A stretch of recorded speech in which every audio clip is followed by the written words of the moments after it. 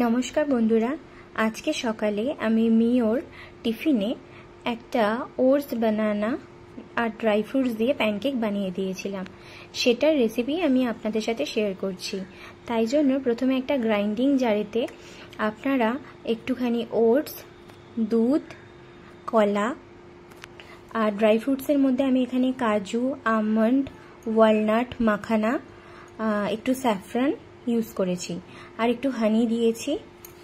এইগুলোকে সব একসাথে দিয়ে আমি খুব ভালো করে ব্লেন্ড করে নেব। আমি কিন্তু এখানে কোনো রকম জল ইউজ করিনি, আমি এখানে দুধ দিয়ে করেছি আর মিষ্টির জন্য আমি হানি আর খেজুর ইউজ করেছি। এরপর এই ব্যাটারটাকে আমি কড়াইয়ের মধ্যে প্রথমে একটুখানি বাটার ব্রাশ করব। বাটারটা যখন খুব ভালোভাবে কড়াইয়ের মধ্যে মিশে যাবে আর যখন হালকা গরম হয়ে আসবে তখন আমি এর মধ্যে আগে থেকে বানিয়ে রাখা যে প্যানকেকের মিক্সচারটা আছে সেটা আমি একটা হাতার সাহায্যে দিয়ে দেবো। দিয়ে আমি গ্যাসের ফ্লেমটা কিন্তু একদম কমিয়ে দেবো, কারণ এই প্যানকেকগুলো কিন্তু একদম ফ্লেম কমালেই ভালো লাগবে খেতে। আর ফ্লেম বেশি থাকলে উপর থেকে জিনিসটা পুরো ডার্ক হয়ে যাবে আর ভিতরটা ভালোভাবে হবে না।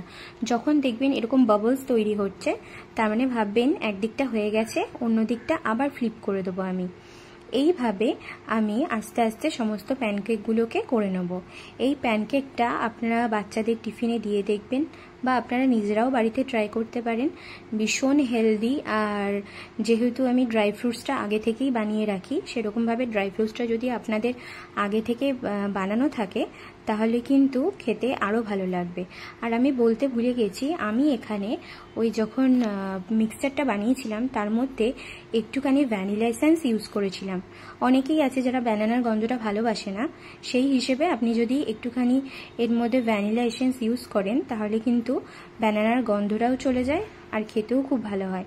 আপনারা অবশ্যই আপনাদের জন্য বা আপনাদের বাচ্চাদের জন্য একবার বানিয়ে দেখবেন কেমন হয়, আমাকে জানাবেন কেমন হয়েছে খেতে। টাটা।